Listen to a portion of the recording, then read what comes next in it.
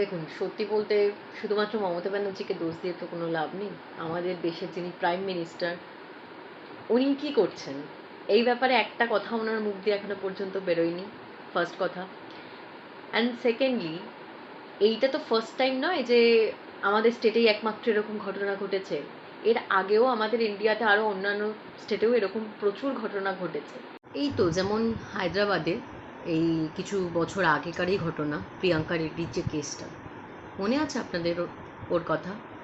কীভাবে gang raped হয়েছিল, plus কীভাবে বাজেভাবে ওকে মার্ডার করা হয়েছিল, পুড়িয়ে মারা হয়েছিল। তখনও পুলিশ সেই 4 জন অ্যাকিউজকে এনকাউন্টার করে মেরে ফেলেছিল। কিন্তু তাতে কি, মানে তাতে হয়তো কিছুক্ষণের সেলিব্রেশন হয়েছে ভিকটিমদের পরিবারের তরফ থেকে, বাট সেটা তো জাস্ট বাহ্যিক সেলিব্রেশন, ভেতরটা তো খালি থেকে গেল। ওই পশুগুলোর জন্য যে লসটা তারা ফেস করেছে সেটা তো আর পূর্ণ হলো না। এরপরেও কিন্তু কোনো রকম কোনো স্ট্রিক্ট কোনো ল আসেনি যার জন্য রেপিস্টরা বা এরকম টাইপের পার্সনরা মানে দুবার ভাববে এগুলো করার আগে, এরকম কোনো ঘটনা ঘটানোর আগে। ওদের মনে কিন্তু সেই ভয়টা ছিল না, তাই জন্য এখনও পর্যন্ত এই ঘটনাগুলো ঘটে চলেছে আমাদের ইন্ডিয়াতে। আর সব থেকে বড় কথা, ইন্ডিয়ার আমাদের যেটা সবার আগে করা উচিত সেটা হলো ল অ্যান্ড অর্ডার বদলানো। ফাঁসি দিয়ে না কিচ্ছু হবে না এদেরকে। এরা ফাঁসি দিলে তো মরে গেল, বেঁচে গেল, এদেরকে এর থেকেও চরম, মানে চরম থেকে চরমতর শাস্তি এদের দিতে হবে, এটাই তারা ডিজার্ভ করে। লাইক একটার পর একটা ঘটনা ঘটে চলেছে আমাদের দেশে। এই তো ঝাড়খণ্ডে রিসেন্টলি, ঝাড়খণ্ডে একটা 3.5 বছরের নার্সারির বাচ্চাকে রেপ করেছে 30 বছরের একটা লোক, তাদের স্কুলের ভ্যান ড্রাইভার। কী দোষ করেছিল বাচ্চা মেয়েটা? সে কি জন্মেই ভুল করেছে মেয়ে হয়ে? সেটাই কি তার অপরাধ? আর এই যে ঘটনাটা ঘটলো আরজিকরে, এটার পরে আরো কতজনই ইন্সপায়ার হয়ে গেছে, আরো কত রকমের ভিডিও ভাইরাল হচ্ছে। কোন একটা গ্রামে গঞ্জের একটা সামথিং একটা এলাকায় একটা ছেলে নিজের যৌনাঙ্গ ওটাকে মানে শো করে লিটারালি দরজার বাইরে দাঁড়িয়ে আছে, আর যিনি মহিলা ডাক্তার উনি বলছেন কাছে নিয়ে ওই ছেলেটাকে তাড়া করছে, ছেলেটা তারপর দৌড় সাইকেলে করে দৌড় মেরেছে। মানে এই যে আমরা, মানে এই যে দেখছি এই ভিডিওগুলো, এগুলো কেন, মানে কেন আসছে না? এই লোকগুলো সাহস পেয়ে যাচ্ছে এই জিনিসগুলো থেকে, এই ঘটনাগুলো থেকে, আরও যারা ক্রিমিনাল মাইন্ডেড পার্সনস তারা সাহস পেয়ে যাচ্ছে এবং তারা আরও বুক চিতিয়ে কাজগুলো করছে।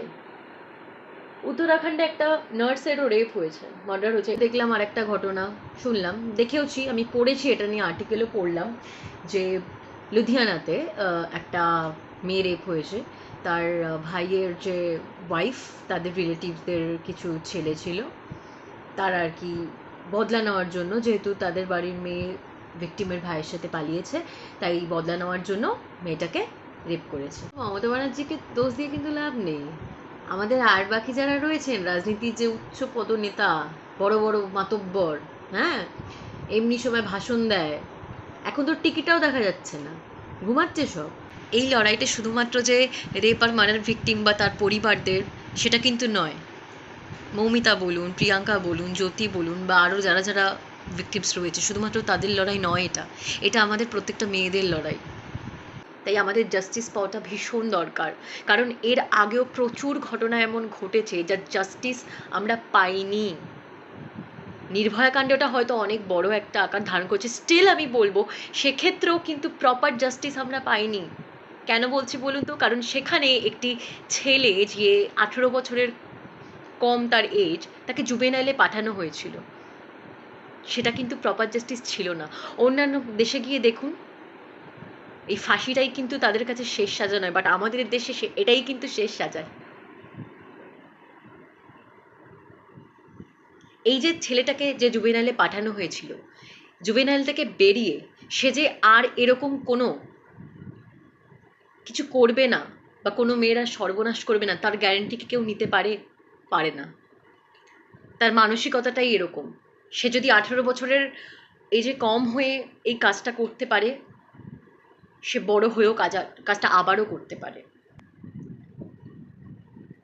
তাই আমার মনে হয় আমাদের সবার ফার্স্টে এই দেশের ল অ্যান্ড অর্ডারের উপর একটা নজর দেওয়া উচিত, আর এটা একটু চেঞ্জ করা উচিত। এমন কিছু সাজা লাগু করা উচিত যার জন্য যারা ক্রিমিনাল মাইন্ডেড পিপল, তাদের মনে একটা আতঙ্কের বীজ জন্ম নেয়। তারা যাতে দুবার ভাবে এরকম কোনো ঘটনা ঘটানোর আগে। আরজি করের যে কেসটা, এটা সংক্রান্ত যে অডিওটা ভাইরাল হয়েছে এখন, সেটা তোমরাও যেমন শুনেছো আমিও শুনেছি। বিশ্বাস করো, যতবারই ওটা শুনছি না, ভেতরটা কেমন একটা করে উঠছে। আর খালি এটা মনে হচ্ছে, সেদিনকে সকালবেলাও হয়তো 9ই আগস্ট যেদিন ঘটনাটা ঘটে, সেদিনকে সকালবেলা ঘুম থেকে উঠেও হয়তো মৌমিতা জানতো না যে রাত্রিবেলা নাইট ডিউটি করতে গিয়ে তার সাথে এরকম একটা ভয়ঙ্কর ঘটনা ঘটতে চলেছে। কতটা আনপ্রেডিক্টেবল লাইফ না আমাদের, বিশেষ করে মেয়েদের। আর শুনলাম এই কেসের সাথে একটা মেয়ে জড়িয়ে আছে, মৌমিতারই ক্লাসমেট। আমি মানে আমরা আগে শুনেছি যে মেয়েরা মেয়েদের সব থেকে বড় শত্রু হয়, আজকে সেটা পুরো প্রমাণিত হয়ে গেল। কত বড়ভাবে শত্রুতা সে দেখিয়ে দিল না ওই মেয়েটা। কি করে পারলো, মানে মৌমিতার কান্না একবার ওই মেয়েটার কান অব্দি এসে পৌঁছালো না? এই একটাই প্রশ্ন সেই মেয়েটার কাছে, আমাদের প্রত্যেকটা মেয়ের, কি করে পারলো? সেটাকে সাপোর্ট করেছে, তখনও করেছে, এখনও করে চলেছে।